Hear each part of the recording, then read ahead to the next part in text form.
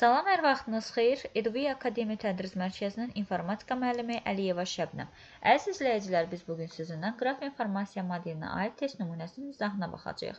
Sualda deyir ki, qraf informasiya modelinə əsasən 1 təpəsindən 7 təpəsinə, 4 və 5 təpələrindən keçməmək şərti ilə neçə müxtəlif yolla getmək olar?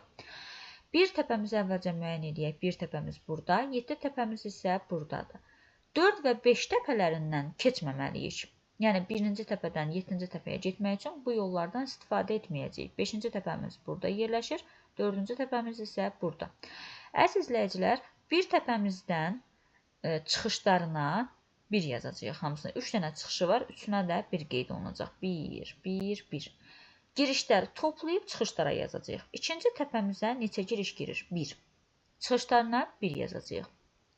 Ancaq 5-ə gedən yolu bağlayacağıq. Çünki bizə məsələnin şərtində deyir ki, 5 təpəsindən keçməmək şərti ilə. 5-ə gələn yolları bağlayıram. Üçüncü təpəyə 2 dənə giriş var. Birinci 2 təpəsindən gəlir, biri də 1 təpəsindən. Cəmi 2 verir. 3-ün çıxışlarına 2 yazacağım. Uşaqlar, biz demişdik ki, 4 və 5 təpələrindən keçməmək şərti ilə. Ona görə 4-cü təpənin də çıxışını bağlayacağıq. Və 5-ci təpəyə zaten demişdik əvvəlcədən giriş və çıxış yoxdur. Ona görə 6 təpəsinə bir dənə giriş gəlir 3-cü təpədən, o da 2. Və demişdik ki, girişləri toplayıb çıxışa yazırıq. 6-nın çıxışına yazırıq 2. Və buradan da belə bir nəticə alırıq ki, 1 təpəsindən 7 təpəsinə cəmi 2 müxtəlif yolla gəlmək olar. Cavab A bəndi.